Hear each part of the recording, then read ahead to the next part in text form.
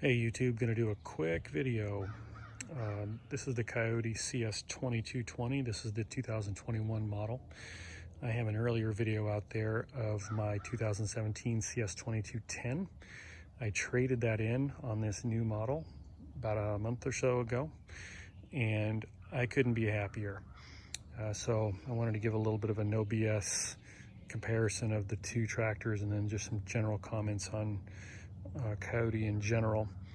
One of the biggest improvements between the old 2210 and this 2220, in my opinion, is the entire loader apparatus in operation.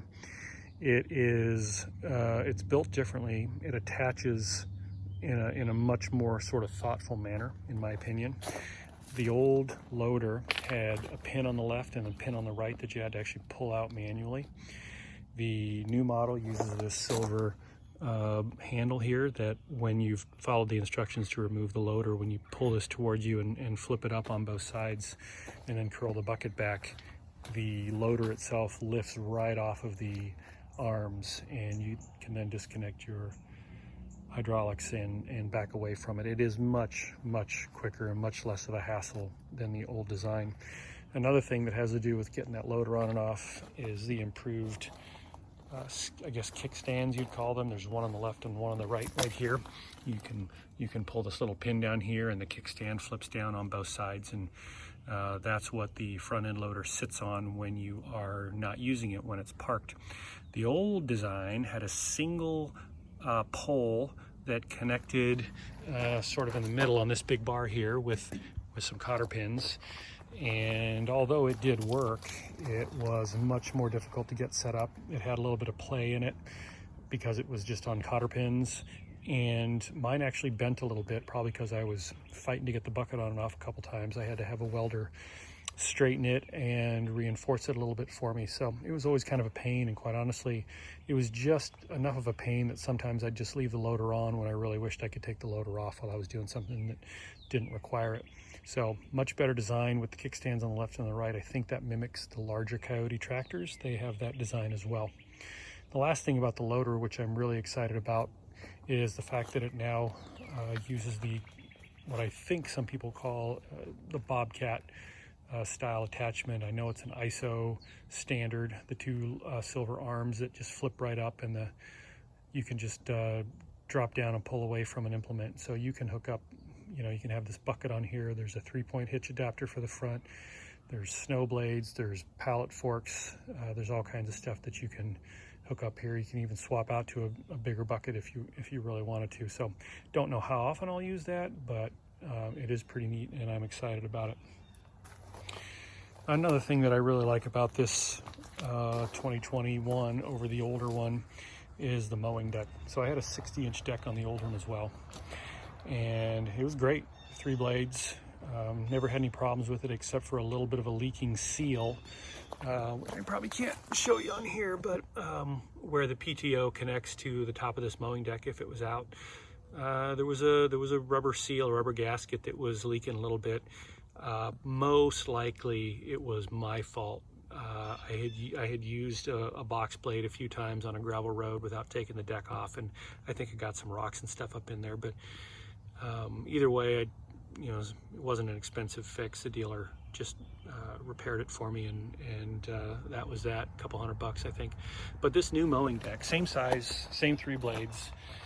The biggest difference is this is a drive-over deck. Now, initially I wasn't really that thrilled about a drive-over deck. I didn't understand how it would work. But after using this a couple times, taking it off, putting it back on, it's much better. The old model deck, you had to spin the 4 scalp wheels 90 degrees sideways, drop the deck, unhook everything and the PTO, and then basically muscle the thing out to the side, to the right, just roll it out from under the tractor. And that meant you had to kind of be careful while you were doing it, because you had to have 5 feet or so available on the side of the tractor to pull it out. This is much easier. You drop this thing down right to the ground. I keep my scalp wheels pretty much all the way up anyway, because my property's pretty flat. So you drop it right down to the ground on the concrete even, and unhook everything, put it in 4-wheel drive, back over it real slow, and just do the opposite to hook it up. The trick sometimes is just getting the 4 pins to align.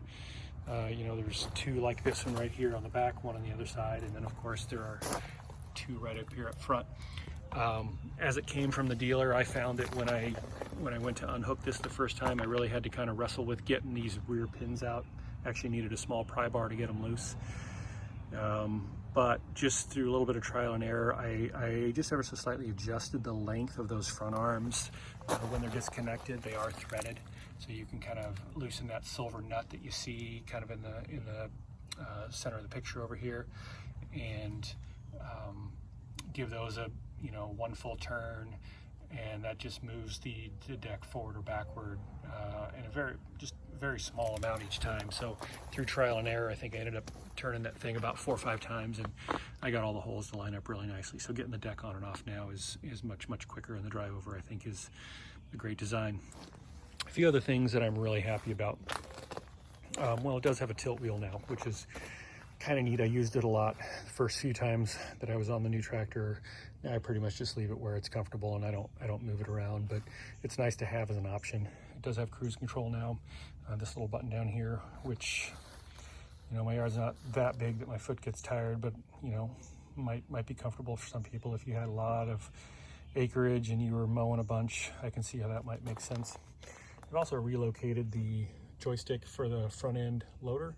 It used to be sort of tacked on the front of the tractor on the right hand side, a little bit to the right of that ignition key there. There was kind of a box mounted and a big silver or chrome arm popping up out of it, and all the hydraulics went to that. It kind of looked like an afterthought. It worked fine, but you had to reach a little bit for it. So the new one's just kind of built in right to your right hand side here on the fender. It's much more ergonomic. So I'm very happy with that. And I think they also moved the transmission over to the right. Seems like on my old one, I thought that was over on the left-hand side here, over on this side. I might be remembering that wrong. Everything else is mostly the same. Ergonomics are about the same. The seat feels just as comfortable. They did move the toolbox from the rear. It used to be in the rear right in the middle here. They moved it over to the right-hand side of the R-Ops. It's a little bit smaller, and since it's on one side, it means sometimes I find myself on the left side of the tractor and I need something out of the toolbox, so I got to go around. I might actually try and put a small toolbox right in the middle. Matter of fact, the holes where the old toolbox was mounted on the old model, these are still actually here. That's just some kind of a rubber, almost a rubber sticker that they have over those 2 holes. So I may be able to find maybe a one of those small orange Home Depot toolboxes or something, and just mount it there with a couple of screws. It gives me a little more storage space. I like to keep all my pins and other connectors. I like to keep a spud wrench and a few other things on the tractor, just in case I'm not near the garage and I need to loosen something or tighten something. So but certainly nothing to be angry about the relocation of the toolbox. I think they also raised up the rear tail lights. I think they used to be pretty much mounted on the fender here where this fake sticker is. They put them up high, better for visibility. I think if I was driving around through a lot of trees, that might bother me. I feel like you could catch one on a tree or a branch or something. They do stick out just a hair wider than the tractor. So, but not really in the woods a lot, so that doesn't bother me too much. I am considering looking to see if I can maybe tap into those wires though, and maybe I can put a work light or something that maybe runs off the headlamp switch. I think that might be kind of neat, something LED. The 3-point setup looks to be the exact same to me. I didn't see any difference when I got my quick hitch installed on this one after I took it off the old one. That's probably a whole nother video. That Speco quick hitch that you see here, it's a game changer for me. I know not all implements work well with that, but mine work pretty well with it, including the little quick adapter that I have here for this Cyclone rake. So it's the thing about these tractors, I guess, fellas, you can probably do videos until you're blue in the face about all your toys and connections and the things you've done and the things you like and the things you don't like. I can tell you that all in all, I've been extremely happy with Kioti, and specifically I've been really happy with my dealer. I don't know if you're in this area here in Michigan. But if you're familiar with Ashelman equipment, you can Google it. Scott Ashelman's a great guy, and he's taken good care of me from my first Kioti to this one as well, and you know, only 1 or 2 actual service calls that I needed, and so highly recommended. Pretty happy with the Kioti for the money. I don't know if there's a better value. I have a friend who bought a Massey Ferguson recently. It's, you know, same size, same horsepower. He likes it quite a bit. Competitive pricing, but these are much cheaper than John Deere's and some other brands. And I think for the money, especially for a homeowner, you're never going to wear something like this out. So anyway, hope you found this interesting. Certainly keep an eye on comments if anyone has any questions or anything else you'd like to see. Take care.